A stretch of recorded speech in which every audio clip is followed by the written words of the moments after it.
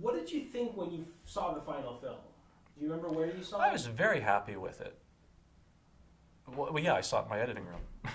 I mean, we edited every day, and so by the time we finished the mix and then proofed all the reels on the mix, considering that I was asked in September to make a feature film for theatrical release wide, in what, September, October, November, December, January, February, in less than 6 months, from go to finish, with like $1.50, I was very happy. I don't know what else people could have expected.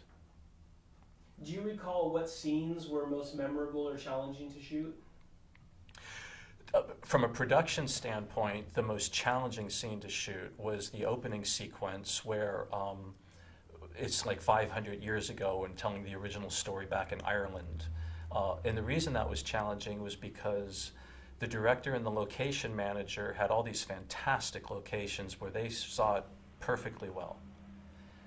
But I was brought on board to make the show on schedule and on budget. So for us to go to these, and I had previous experience in 1982 in Mexico doing the third Man Called Horse picture for the late Sandy Howard. So I knew what it meant to take burros and put camera equipment on the back of donkeys and walk them 2 miles into the wilderness and build a teepee village for Indians that had no power lines, no roads, no airplane overhead traffic. I mean, to really get out there in the thick of things. The best locations for our opening sequence were in those kinds of places in like Angeles National Forest. So I'm trying to explain to my director and my location manager that we're going to shoot this opening sequence in Griffith Park. Say, do you have a place in mind? I said, yeah, Griffith Park. And they said, where in Griffith Park do you have in mind? I said, hopefully not very far from the road that runs through Griffith Park, so everything looks that way. We don't ever do this, we just do this. and it was a huge problem because they're trying to convince me creatively, but look at the difference. And so they're showing me their pictures. So now I'm showing them a pre-production schedule.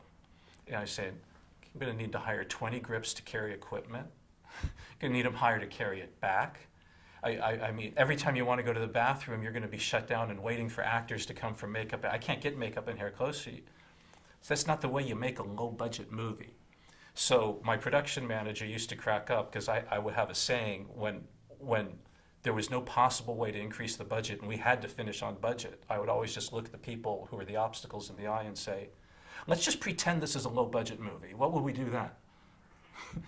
And I was saying that a lot on this argument over the opening sequence. You know, I own the company. I signed the checks. The buck stops with me. We shot at Griffith Park. It was fine. Would it have been better creatively not to do that? Yeah. Could we afford it? No. That was the most challenging from a production point of view.